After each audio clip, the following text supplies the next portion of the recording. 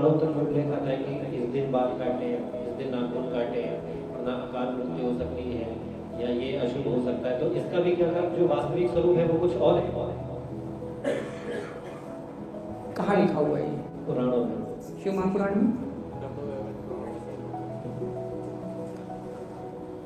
देखिए, किसी भी दिन आप बाल काटिए, किसी भी दिन आप शौर कर्म करिए, किसी भी दिन कुछ भी करिए, अगर आप इन सब चीज़ों से परे हो चुके हैं, मतलब ऊपर उठ चुके हैं, या आप भक्ति मार्ग पे आगे बढ़ गए हैं, तो भक्ति मार्ग पे चलने वाले प्राणी को इन सब चीज़ों से कोई मतलब नहीं रहना चाहिए कि कब बाल काटे, कब नाखून काटे, कब क्या काटे।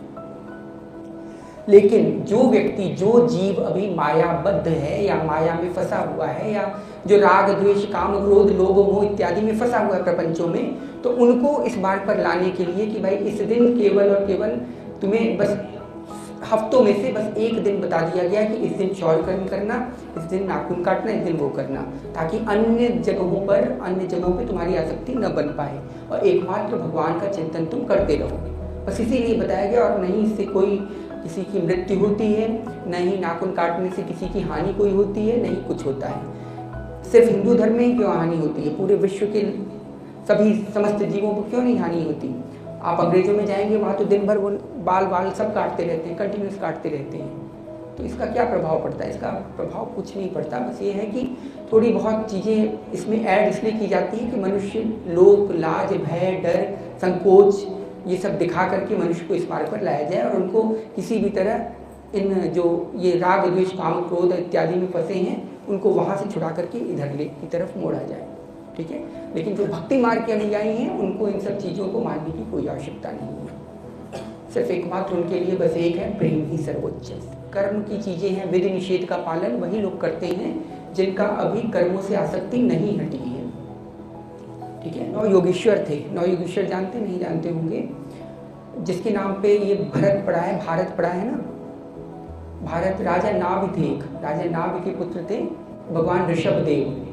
ठीक है। भगवान ऋषभ देव के 100 पुत्र हुए। 100 पुत्र में 9 योगेश्वर निकल गए, 81 कर्मकांडी ब्राह्मण निकल गए, 10 हो गए ये पृथ्वी के राजा, समस्त कॉन्टिनेंट्स के राजा हो गए। ठीक है। 10 कॉन्टिनेंट्स पहले थे, अभी तो अलग अलग चीज़ें हो गई, 7 कॉन्टिनेंट्स हो गए। लेकिन एक छत्र साम्राज्य 10 लोगों ने अलग अलग साम्राज्य स्थापित कर लिया, वो राजा बन गए। एक जो भरत पड़े, भरत जिन्हें बोलते हैं, उन्होंने चक्रवर्ती सम्राट बने, उन्होंने राज्य किया भारत पर और उन्हीं के नाम पर यह पड़ा भारत। ठीक है। तो ये जो 9 योगेश्वर हुए, 9 योगेश्वरों से यही प्रश्न राजा निमि ने पूछा था कि विधि निषेध का क्या मतलब क्या रोल है इस संसार में, विधि निषेध का क्या रोल है। राजा निमि एक थे, राजा थे, अब इसकी स्टोरी नहीं बता सकूंगा क्योंकि आती नहीं।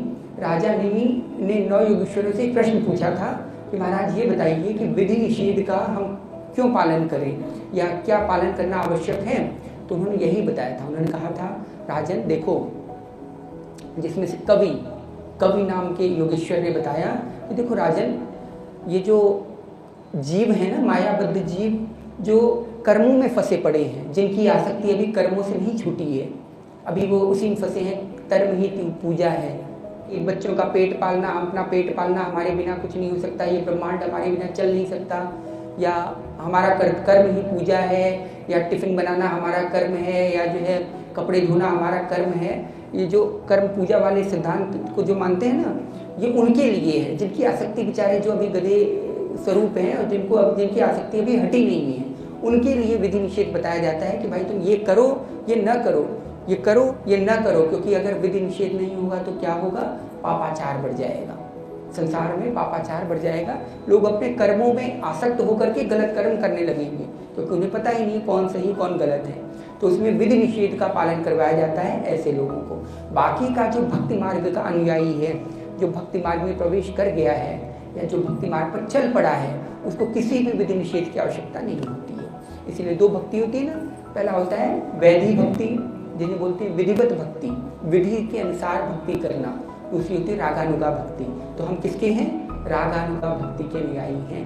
इसीलिए वैदिक भक्ति में क्या क्या करवाया जाता है, सारे कर्म कांड करवाए जाते हैं। अरे मंदिर जाओ, तुम्हें इतनी माला करना ही करना है, संध्या करनी ही करनी है, गायत्री मंत्र 10 लाख इतने करने ही करने हैं, इसका पुनश्चरण करना ही करना पड़ेगा, 16 सोमवार का व्रत करना ही करना पड़ेगा, इतने बजे से इतने बजे तक ये करना ही करना पड़ेगा। ये क्या है, ये वैदिक भक्ति के अंतर्गत आता है। तो विधि निषेध का पालन करवाने हेतु ही ये सब प्रपंच, मतलब प्रपंच कहिए, हाँ प्रपंच ही कहिए, क्योंकि ये पंच मतलब ये 5 प्रकार की जो माइक वस्तु है ना, माया प्रपंच से ही बना है ना, इन्हीं के आवेश के अनुसार ये सब चीज़ें बनाई गई, ताकि मनुष्य की बुद्धि यहाँ से हट करके कम से कम हर वक्त वो लगे न रहे खाना बनाने और सब में बनाने में, कि जो है नहीं अब ये करना है, अब नहीं आज ही नाखून काटना है, रोज ही बाल बनाना है, इन सब में न फंस रह करके वो अपना कर्म करते रहे। हमारे लिए बनाया गया ना कि बृहस्पतिवार का व्रत तुम्हें करना है, किसी को बुधवार का व्रत बताया गया, किसी को शुक्रवार का व्रत बताया गया, ताकि ये जो 7 दिन बेचारे अपने कर्मों में लिप्त हैं, इससे एक दिन तो हटे, एक दिन तो भगवान की शरण में आकर के थोड़ा सा व्रत उपवास करें, इसके लिए किया जाता है। ठीक है, तो ये सब विधि निषेध का पालन उन्हें करवाया जाता है जो कर्मों की आसक्ति में फंसे हुए हैं।